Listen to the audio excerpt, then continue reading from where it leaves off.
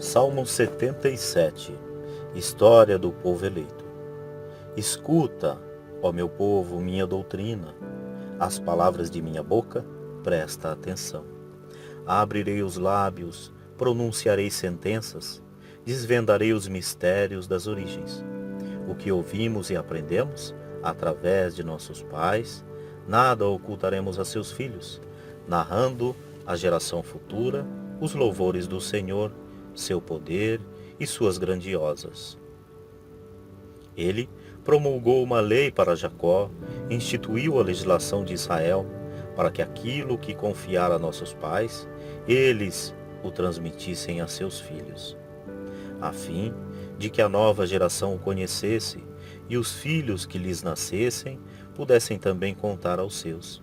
Aprenderiam assim a pôr em Deus sua esperança, a não esquecer as divinas obras, a observar as suas leis e a não se tornar como seus pais, geração rebelde e contumaz, de coração desviado, de espírito infiel a Deus. Os filhos de Efraim, hábeis no arco, voltaram as costas no dia do combate, não guardavam a divina aliança, recusaram observar a sua lei. Eles esqueceram suas obras e as maravilhas operadas ante seus olhos. Em presença de seus pais, ainda em terras do Egito, ele fez grandes prodígios nas planícies de Tanis. O mar foi dividido para lhes dar passagem, represando as águas, verticais como um dique. De dia, ele os conduziu por trás de uma nuvem, e à noite, ao clarão de uma flama. Rochedos foram fendidos por ele no deserto, com torrentes de água os dessedentara. Da pedra fizera jorrar regatos e fluir água como rios. Entretanto, continuaram a pecar contra ele, a se revoltar contra o Altíssimo no deserto. Provocaram o Senhor em seus corações, reclamando iguarias de suas preferências, e falaram contra Deus. Deus será capaz de nos servir uma mesa no deserto? Eis que feriu a rocha para fazer jorrar dela água em torrentes. Mas poderia ele nos dar pão e preparar carne para o seu povo? O Senhor ouviu e se irritou. Sua cólera se acendeu contra Jacó, e sua ira se desencadeou contra Israel, porque não tiveram fé em Deus, nem confiaram em seu auxílio. Contudo, ele ordenou as nuvens do alto e abriu as portas do céu, fez chover o maná para saciá-los, deu-lhes o trigo do céu. Pôde o homem comer o pão dos fortes e lhes mandou víveres em abundância. Depois fez soprar no céu o vento leste, e seu poder levantou o vento sul.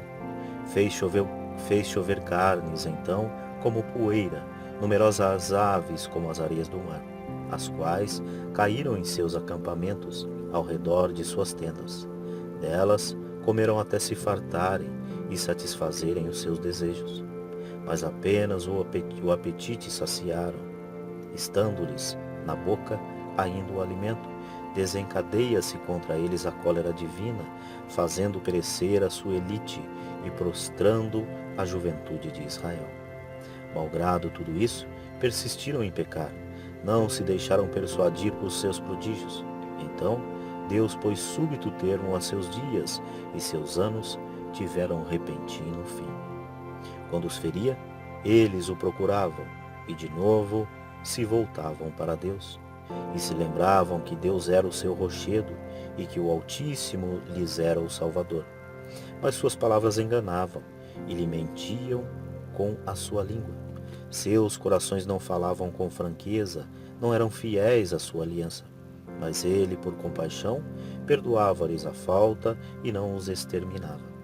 Muitas vezes reteve sua cólera, não se entregando a todo o seu furor, sabendo que eles eram simples carne, um sopro só, que passa sem voltar. Quantas vezes no deserto o provocaram, e na solidão o afligiram. Recomeçaram a tentar a Deus, a exasperar o Santo de Israel. Esqueceram a obra de suas mãos no dia em que os livrou do adversário, quando operou seus prodígios no Egito e maravilhas nas planícies de Tanis. quando converteu seus rios em sangue, a fim de impedi-los de beber de suas águas, quando enviou moscas para os devorar, ou melhor, quando enviou moscas para os devorar e rãs para que os infestarem. Quando entregou suas colheitas aos pulgões e aos gafanhotos, o fruto de seu trabalho, quando arrasou suas vinhas com granizo e suas figueiras com a geada, quando extinguiu seu gado com saraivadas e seus rebanhos pelos raios, quando descarregou o ardor de sua cólera, indignação, furor, tribulação, um esquadrão de anjos de desgraça. Deu livre curso à sua cólera, longe de preservá-los da morte. Ele entregou à peste os seres vivos.